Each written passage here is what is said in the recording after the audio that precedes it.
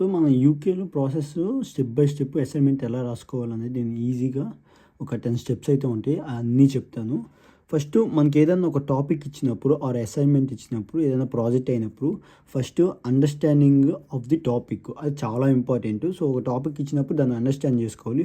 First read the question carefully. First ఒక question అది ఏదైనా సరే ప్రాజెక్ట్ అయినా సరే, అసైన్‌మెంట్ అయినా సరే ఒక క్వెషన్ ఇచ్చినప్పుడు ఒక లెక్చరర్ గానీ, ప్రొఫెసర్ గానీ ఆ క్వెషన్ మనం నీట్‌గా read the question carefully and understand exactly what the lecturer is asking. ఇప్పుడు వాళ్ళు ఏదైతే అడుగుతున్నారో దాన్ని మనం అర్థం చేసుకొని రాయాలి. అదే ఇప్పుడు అసైన్‌మెంట్ మనకి. సో, బేసిక్‌గా కొన్ని రూల్స్ అయితే ఉంటాయన్నమాట వీళ్ళకి. ఇప్పుడు చూడండి అన్నీ చెప్తా 10 steps step by step. Researching using reliable economic sources. ఇప్పుడు మనం ఒక రీసెర్చ్ చేయాలి. ఇప్పుడు అండర్‌స్టాండింగ్ చేసుకున్న తర్వాత ఆ టాపిక్‌ని దాని మీద రీసెర్చ్ చేయాలి. ఆ టాపిక్, ఆ క్వెషన్ గురించి మనం రీసెర్చ్ చేసుకొని వి యువర్ ఓన్ థింకింగ్ అంటే మన ఓన్ థింకింగ్‌తో ఆప్షన్స్ కానీ దాన్ని అనాలిసిస్ చేయటం కానీ మన ఓన్ వర్డ్స్‌తో రాయాలన్నమాట. ఇక్కడ ఇంకోటి చూసుకోండి. You can use another people research but you should not add your own understanding words. ఇప్పుడు నువ్వు తీసుకున్న తర్వాత ఎవరిదన్నా రిఫరెన్సెస్ తీసుకున్న తర్వాత పీపుల్ రీసెర్చ్ నీ ఓన్ వర్డ్స్‌తో రాయాలి. యాజ్ టీజ్‌గా కాపీ అయితే చేయకూడదు మనం.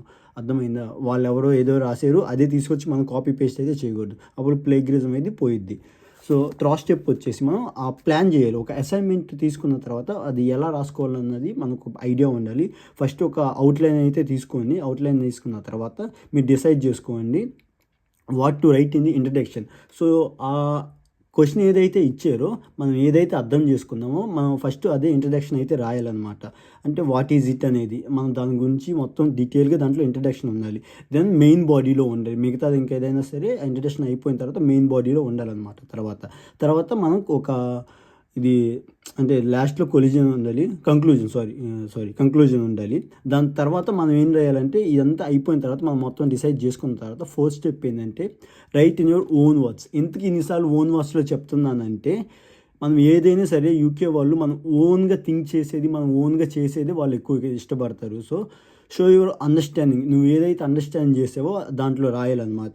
Add your own analysis and critical thinking. చెప్పాను కదా! నువ్వు ఏదైతే ఆలోచిస్తావో, నువ్వు ఏదైతే అనాలిసిస్ చేసుకున్నావో అదే రాయాలి. Don't just copy for information. అంటే ఎవరిదన్నా అది తీసుకొని డోంట్ జస్ట్ కాపీ ఇన్ఫర్మేషన్. అంటే వేరే వాళ్ళ ఇన్ఫర్మేషన్ మనమైతే తీసుకొని చేయకూడదనమాట. అర్థమైందా? జస్ట్ కాపీ ఇది చేసేసి వాళ్ళకి ఇచ్చేస్తే మళ్ళీ అది ఫెయిల్ అవుతారు. ఇవన్నీ నేను ఫెయిల్ అయ్యే ఎలా అవుతున్నారు అన్న దానికి ఎవిడెన్స్ ఇవన్నీ. So, support your points with evidence. So, ఒకవేళ మీరు ఎవరి దగ్గరన్నా తీసుకున్నారనుకో అనాలిసిస్ కానీ ఏదన్నా రీసెర్చ్ పేపర్స్ కానీ సో, అవన్నీ తీసుకోవచ్చు మనం. మనం ఏం తీసుకున్నా ఏ పాయింట్స్ తీసుకున్నా కానీ దానికి కంపల్సరీ ఎవిడెన్స్ ఉండాలి. లేకపోతే రీసెర్చ్ పేపర్స్ తీసుకున్నా కానీ లేకపోతే అకాడమిక్ బుక్స్ తీసుకున్నా కానీ లేకపోతే ఏదైనా గవర్నమెంట్ ఆర్ అఫీషియల్ ఇది ప్రొఫెసర్ రిపోర్ట్స్ ఉన్నా కానీ మనం ఏదైనా పాయింట్ రాస్తే దానికి ఇలా ఉండాలన్నమాట. ఎవిడెన్స్ ఉండాలన్నమాట. బేసిక్‌గా ఎవిడెన్స్ అనేది చాలా ఇంపార్టెంటు. తర్వాత ఆ ఎవిడెన్స్ తీసుకున్న తర్వాత సిక్స్త్ పాయింట్ వచ్చేసి రిఫరెన్సెస్ కరెక్ట్‌లీ. అంటే ఇప్పుడు రిఫరెన్సెస్ తీసుకున్న తర్వాత వేరే వాళ్ళ దగ్గర మనం ఆ రిఫరెన్సెస్ కరెక్టా లేదా అని చెక్ చేసుకోవాలి. సో, ఆ క్రెడిట్స్ వాళ్ళకి ఇవ్వాలి మనం. ఆ పేపర్‌లో ఉన్నది యాజ్ ఇట్ ఈజ్ మనం రాయకూడదు. సో, ఒకవేళ రాసినా కానీ నేను పలానా వాళ్ళ దగ్గర రిఫరెన్స్ తీసుకున్నానని చెప్పాలి. So, give credits to the original author. So, వాళ్ళ దగ్గర నేను తీసుకున్నాను. So, give credits to the original author. ఎవరైతే ఉంటారో వాళ్ళ పేరు మనమైతే రాయాలి మొత్తం. సో, ఇలా చేస్తే అవాయిడ్ ప్లేగరిజం అయ్యిద్ది. అంటే మనం వేరే వాళ్ళ దగ్గర కాపీ చేసినట్టు ఉండదు మనం ఎందుకంటే మన ఓన్ థింగ్‌తో మనం రాసేము. ఇప్పుడు show your research is based on reliable evidence. So, మనం ఎవరి దగ్గరన్నా తీసుకున్నా కానీ రీసెర్చ్ అది ఎట్లా ఉండాలంటే మన రియలబుల్ ఎవిడెన్స్‌లా ఉండాలి. ఇప్పుడు వీని దగ్గర పలానా వెంకట సుబ్బయ్య దగ్గర నేను ఇది అనేది తీసుకున్నాను. క్రికెట్ గురించి తీసుకున్నాను. సో, 2010లో మనం వరల్డ్ కప్ 2011లో మనం వరల్డ్ కప్ వచ్చింది. సో, నేను అక్కడి నుంచి తీసుకున్నాను అని చెప్పి అలా ఇవ్వాలన్నమాట. సో, నీకేమన్నా రీసెర్చ్ కానీ ఇంకా ఏమైనా కావాలన్నా కానీ నీకు ఎక్కడైనా డౌట్ వచ్చినా కానీ help lecturers verify your resources. ఎందుకంటే వాళ్ళు ఒకసారి రీసెర్చ్ చేసుకుంటారు నువ్వు రాసింది కరెక్టా కాదా వాళ్ళు చెక్ చేసుకుంటారనమాట. అందుకని ఈ రెఫరెన్సెస్ అనేది కరెక్ట్గా ఇవ్వాలన్నమాట. ఒకవేళ నీ రెఫరెన్సెస్ అనేది కరెక్ట్గా లేకపోతే దాంట్లో కానీ ఫెయిల్ చేస్తానికి ఛాన్సెస్ ఎక్కువగా ఉంది. తర్వాత మెయిన్ థింగ్ వచ్చేసి మనం రివ్యూ చేసుకోవాలి. మనం ఏదైతే రాసామో అకాడమిక్స్ అది అసైన్మెంట్ కానీ ప్రాజెక్ట్ కానీ ఏదైనా సరే రాసింది ఒకసారి మళ్ళీ క్లియర్గా చెక్ చేసుకోవాలి. అసలు దాన్ని ఎట్లా రాయాలనేది ఇయే మార్క్స్ గెయినింగ్. మనకైతే రివ్యూ చేసుకున్న తర్వాత దాని క్వాలిటీ ఎట్లా ఉంది మనం రాసింది అనేది చెక్ చేసుకోవాలి. ఫస్ట్ ఆఫ్ ఆల్ వాళ్ళు చూసేది ఏంటంటే క్లియర్ సెంటెన్స్ ఉందా లేదా అని, తర్వాత ఫార్మల్ లాంగ్వేజ్ ఉందా లేదా అంటే ఫార్మల్ లాంగ్వేజ్ అంటే మామూలుగా ఇలా రాస్తాం కదా. సో ఇప్పుడు రివ్యూ ఫర్ ఎకడమిక్ క్వాలిటీ అని, help rich, verify your sources అని, ఇలాంటి చిన్న చిన్నగా ఉంటాయి కదా. సో అట్లా మరీ డీప్ అనాలిసిస్ గల ఏఐ రాసినట్టు మనం రాయకుండా ఫార్మల్ లాంగ్వేజ్లో రాసుకోవాలన్నమాట. తర్వాత గుడ్ గ్రామర్ అయితే ఉండాలన్నమాట. గ్రామర్ లేకుండా ఎట్లా పడితే ఈజ్ ఉన్న తర్వాత వాజు ఈజ్ ఏ పడితే అవి రాస్తారు కొంతమంది. సో నాలాగా అవన్నీ కొంచెం తీసేయాలి, కొంచెం మంచిగా రాయాలన్నమాట. సో తర్వాత ఏంటంటే మన ఒక ఫార్మేట్ అయితే ఉన్నిద్ది, ఒక ఫాంట్ అయితే ఉన్నిద్ది మనకి. ఆ ఫాంట్ని బట్టి ఆ ఫార్మేట్ లాగే రాయాలి మొత్తం అంత అసైన్మెంట్ అంతా. నువ్వు అది కాకుండా చిల్లరగా ఒక చాట పెద్ద ఏ రాసి తర్వాత క్యాపిటల్ లెటర్స్ రాసి మళ్ళీ ఏ రాసి ఏబీసీ ఇలా రాసేవనుకో మొత్తానికి కొట్టి పారేస్తారు. సో చూసుకోండి ఒకసారి. తర్వాత స్పెల్లింగ్స్ కూడా చాలా కరెక్ట్గా ఉండాలి అన్నీ. సో అన్నీ చూసుకోండి, ఇవన్నీ చూసుకుంటే నీకు మార్క్స్ గెయినింగ్, ఇదంతా మార్క్స్ గెయినింగ్ పార్ట్ అనమాట.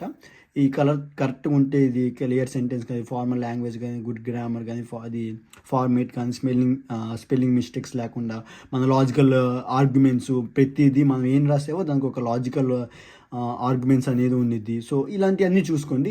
దీని తర్వాత ఏంటంటే మనకి 8 పాయింట్స్ వచ్చేసి ప్లేగరిజం. ఇది చాలా అంటే చాలా ఇంపార్టెంట్ చెప్తున్నాను.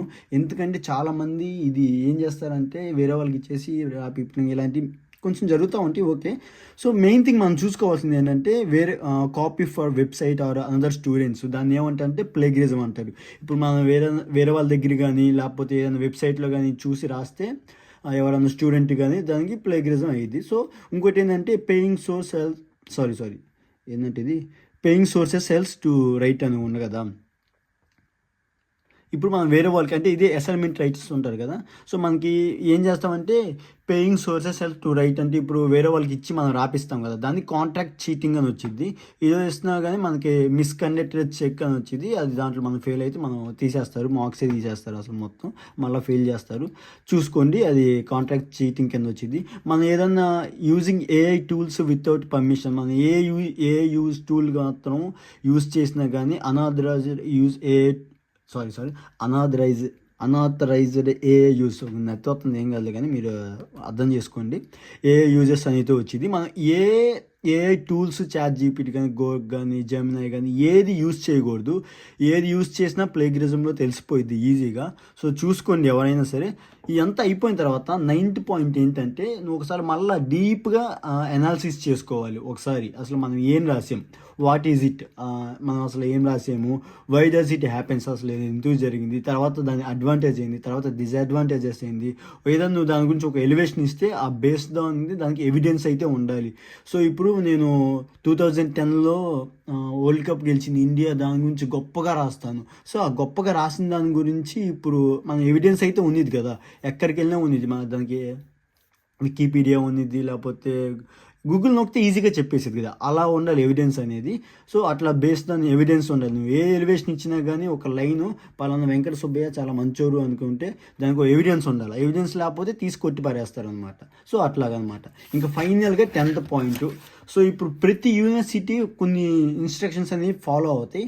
సో ఇప్పుడు అసైన్మెంట్స్ వచ్చేసి కొన్ని అసైన్మెంట్స్ 3000 వాట్స్ ఉన్నిద్ది. ఆ 3000 వర్డ్స్ లోపే ఉండాలి, దానికన్నా ఎక్కువగా వెళ్ళకూడదు. ఓకే, అటు ఇటు అయినా ఏం కాదు, బట్ దానికన్నా తక్కువ అయితే ఉండకూడదు. సో వాళ్ళు కొన్ని రిక్వైర్డ్ ఫార్మాట్స్ ఉంది, ఈ ఫార్మాట్లోనే రాయాలని వాళ్ళు మీకు ఒక ఎగ్జాంపుల్ శాంపుల్ అయితే పంపిస్తారు కంపల్సరీ ఏదైనా సరే. ఇంకోటి ఏంటంటే మెయిన్ థింగ్, మీరు సబ్మిట్ చేసేది డెడ్లైన్ లోపే సబ్మిట్ చేయండి. మీరు తర్వాత ఎంతమంది రెఫరెన్సెస్ అయితే వాడారో అంతమంది రెఫరెన్సెస్ అన్నీ వాళ్ళ నేమ్స్ అన్నీ ఉండాలన్నమాట. సో అవి అన్నమాట చూసుకోవాల్సింది. ఇప్పుడు యూకేలో అయితే మామూలుగా ఇలా ఉండిద్ది. తర్వాత ఇవన్నీ లేకపోయినా సరే వాళ్ళు even good assignments can lose make if instructions are ignore. So మనం ఎన్ని చేసినా కానీ ఈ మాత్రం ఫాలో అవ్వకపోయినా నువ్వు ఇగో ఈ 10లో ఈ 9 నువ్వు బాగా రాసావు, సూపర్గా రాసావు. దీంట్లో 3000 కన్నా నువ్వు 2000 రాసావు, నువ్వు ఫెయిల్ చేసేస్తారు. ఇంకా అంతే. అట్లా వాళ్ళు రిక్వైర్డ్ ఫార్మేట్లో లేకుండా రాసావు అనుకో ఫెయిల్ చేస్తారు. నువ్వు డెడ్లైన్ లోపు సబ్మిట్ చేయలేదనుకో ఫెయిల్ చేస్తారు. నువ్వు రెఫరెన్సెస్ మెన్షన్ చేయలేదనుకో ఫెయిల్ చేసేస్తారు.